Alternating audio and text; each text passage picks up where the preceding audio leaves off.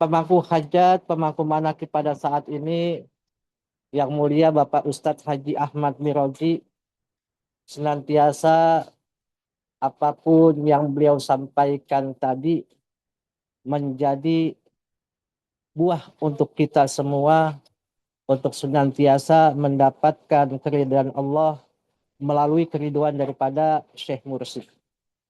Ikhwan akhwat yang sedang menempuh hakikat kesucian jiwa rahimakumullah. Di dalam masyarakat, orang lebih mengenal ilmu hakikat dan juga ilmu ma'rifat yang mereka kira dan mereka anggap itu ilmu dalam di dalam batin-batin mereka. Karena menurut cerita orang-orang tua terdahulu bahwa pada zaman penjajahan kolonial Belanda, menuntut ilmu itu sangat sukar sekali sebelum datangnya bala tentara.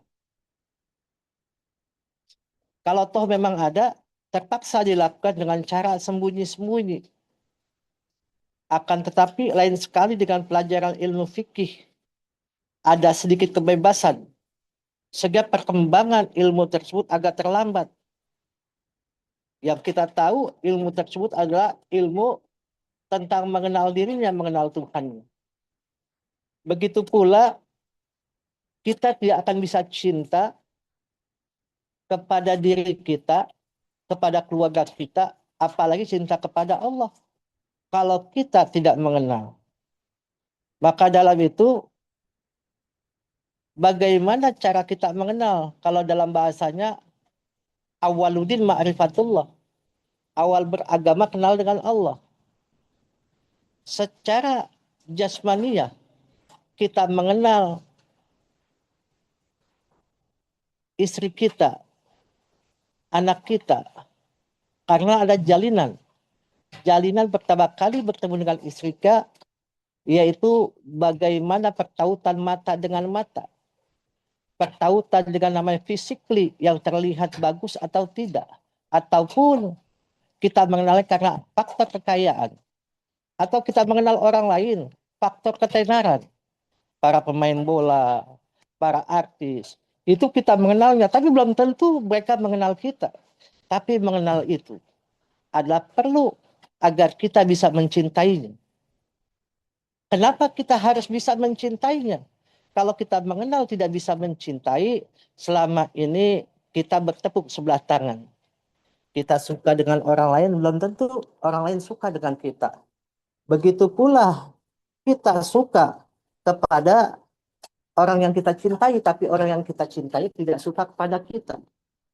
Maka di sini, di dalam kitab Fadhailus Syukur, Pangersa Abah menerangkan bagaimana huruf mim yang kedua di bulan Muharram ini, yaitu tentang mahabbatullah, mencintai Allah. Bagaimana cara mencintai Allah? Maka umumnya orang-orang cinta itu ke langit. Innallaha ijja ahabba abdan da'a jibrala faqala ini uhibbu fulanan fa'ahibbu. Jika Allah cinta kepada hamba, Allah panggil Jibril. Sungguh aku cinta si fulan, maka cintailah dia. Maka dikala kita berinteraksi dalam berzikir kepada Allah, alamatu hubbillah hubbu zikrillah. Kalau engkau cinta kepada Allah, senantiasa engkau berzikir kepada Allah, memperbanyak zikir kita kepada Allah. Maka dikala kita dicintai oleh Allah, maka Allah utus Jibril untuk datang kepada kita. Jibril dalam gambarannya yang kita tahu adalah malaikat, pemimpin malaikat yang menyampaikan apa-apa yang diperintahkan oleh Allah untuk sampai kepada kita. Maka Jibril di sini adalah bagaimana mulut kita sebagai penyampai risalah dari Allah Subhanahu wa taala untuk datang kepada kita.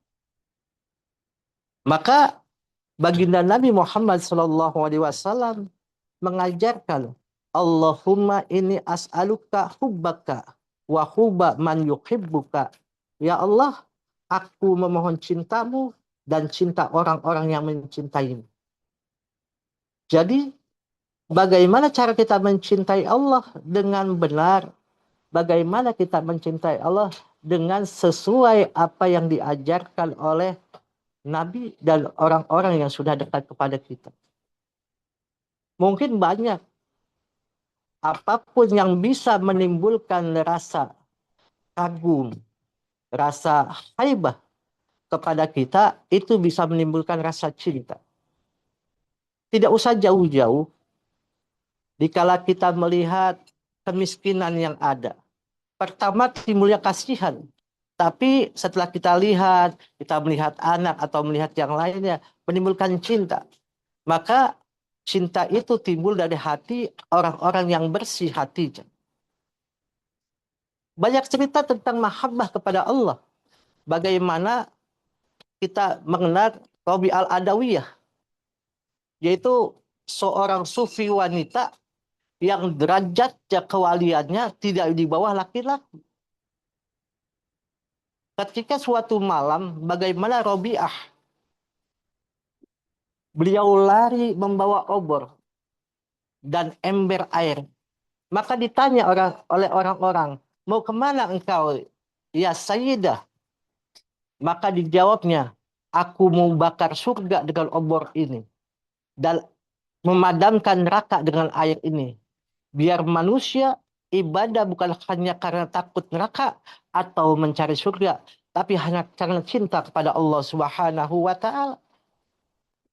Maka banyak syair-syair beliau yang menunjukkan bagaimana ilahilas tulil firdausi ahla. Ya Allah, aku tidak pantas masuk ke surgamu. Maka ada doa yang beliau sampaikan. Ya Allah, jika aku ibadah karena takut nerakamu, masukkan aku ke neraka. Jika karena ingin surga, haramkan aku darinya. Tapi jika aku ibadah karena engkau, jangan haramkan aku melihat wajahmu. Ini adalah manifestasi, adalah cinta yang tertinggi. Cinta yang luar biasa, cinta yang memang datang dengan kerinduan. Maka dalam hal ini, bagaimana kita melihat kecintaan seorang waliyah yang utama. Juga banyak seorang wali bagaimana mencintainya dengan kadar berbeda-beda. Bagaimana guru kita silsilah ke-19 si Abdul Qadir Al-Jailani qaddasallahu sirrah. Maka beliau mengatakan, apa itu mahabbatullah? Maka beliau mengatakan, mahabbatullah adalah api yang membakar semua selain Allah di hatinya. Maka tidak ada tersisa dalam dirinya bila dia mencintai Allah Subhanahu wa taala. Dia tidak akan mengingat makhluk. Dia tidak akan melihat semuanya. Yang dilihat adalah dalam kalbunya bersinar namanya. Maka suatu hari Syekh Abdul Qadir ditanya oleh muridnya, ya Syekh, tanda hati cinta Allah apa? Tanda cinta hati kepada Allah itu apa? Maka dia menjawab, tandanya dunia terasa sempit. Kembali kepada kita. Apakah kita selama ini merasa dunia ini masih luas? Apakah dunia ini masih sempit? Maka si Abdul Qadir mengatakan, dunia ini terasa sempit, akhirat terasa dekat. Zikir kepada Allah terasa manis. Dan sepi bersama Allah terasa lebih nikmat dari ramai bersama manusia. Ini menandakan bahwasannya risalah perjalanan kita di dunia ini. Dunia itu hanya sempit, tidak besar, tidak luas. Hanya berjalan seiring perjalanan umur kita. Umur kita tersisa tinggal berapa tahun lagi. Kita tidak tahu. Semenit, 2 menit, 3 menit, ataupun 1 jam, 1 minggu, 1 bulan. Yang terpenting bagaimana kita tahu Allah ciptakan kita di dunia ini kecuali hanya ibadah kepada Allah. Maka beliau mengatakan dunia ini terasa sempit, akhirat terasa dekat. Apakah kita tidak berpikir bahwa akhirat itu sangat dekat? Sedangkan kalau kita bisa muhasabah diri, merenungi diri, di depan mata kita sudah ada lubang 1 kali 2 meter yang menunggu kita masuk ke dalam lubang itu. Tanpa kita sadari apakah perjalanan hidup kita untuk mencintai makhluk Allah, mencintai Allah itu sudah betul-betul kita laksanakan dengan baik. Maka di sini bagaimana orang itu merasa dekat dengan akhirat. Dan kita pun tidak pernah apakah merasakan betapa zikir itu terasa manis. Dikala kita mengingat Allah, kita bersama dengan orang yang dicintai oleh Allah. Bersama dengan Allah dimanapun, kapanpun kita berada. Ini adalah manifestasi kecintaan kita. Bukan hanya sekedar kata belece, yaitu omong-omong saja di mulut kita. Cinta kepada Allah, tapi tidak melaksanakan apa perintah Allah. Tidak menjauhi larangan-larangan Allah. Tidak melaksanakan perintah guru kita. Tidak namanya diami, jangan sampai kita melawan daripada larangan-larangan daripada guru kita. Ini adalah bukti cinta kepada Allah dengan mencintai makhluk Allah. Kita pula kenal dengan Syekh Junaid Al-Baghdadi mengatakan cinta itu fana. Cinta itu kalau bahasanya itu fana. Mungkin saja apa itu cinta ya Syekh? Maka cinta itu adalah seorang hamba lupa dirinya dan mengingat Tuhannya. Lalu Tuhannya mengingatinya. Sehingga tidak ada yang tersisa kecuali Allah Subhanahu wa Ta'ala. Kita perlahan pasti akan menuju ke sana. Karena kita dibimbingkan oleh orang yang sudah kenal dirinya. Sudah bersama dengan Allah. Maka di sini bagaimana kita jadikan maqafana fi mahabbatillah. Hilang dalam cinta Allah. Badannya di dunia. Hatinya sudah di sisi Allah. Dan bagaimana perjalanan kita di dunia ini. Perjalanan pada saat ini. Kita bisa mencintai apa yang dicintai oleh Allah. Kita membenci apa yang dibenci oleh Allah. Kita merasa senang apapun yang disenangi oleh Allah. Maka itu menjadi suatu kehebatan untuk diri kita. Maka dalam hal ini bagaimana Syekh Ibnu Athaillah As-Sakandari mengatakan Allah tidak minta engkau sampai kepadanya. Tapi Allah minta engkau jujur dalam rindu kepadanya. Kita itu tidak minta oleh Allah untuk sampai kepadanya. Tapi bagaimana kita jujur dalam rindunya kita kepada Allah. Rindunya kita kepada orang yang dicintai dengan pada Allah. Inilah yang memang harus diberikan. Maka uhubika ya Allah. Aku cinta engkau ya Allah. Maka di dalam hati kita selalu ingat namanya dalam zikir khofi kita. Agar kita dibersamakan dengan orang-orang yang dicintai oleh Allah. Karena kita dibuka hati kita untuk cinta kepada Allah Subhanahu wa Ta'ala. Ma'asyiral ikhwan rahimakumullah. Maka dari sini bagaimana kita tahu adanya suatu hal yang menyebabkan kita tahu tentang mengenal dengan kecintaan kita. Ada 2 faktor sehingga kita dapat mengenal untuk siapa yang kita cintai dengan ilmu. Yang satu, adanya larangan untuk berkumpul dari pemerintah atau Belanda pada saat itu agar mereka apa? Supaya bisa mengkaji ilmu tersebut. Supaya apa? Mereka bisa tahu untuk kedekatannya kepada Allah. Karena yang kita tahu di masyarakat sekarang hanya kenal dengan namanya rukun iman dan Islam saja. Tapi rukun ihsan tidak diindahkan oleh mereka semua.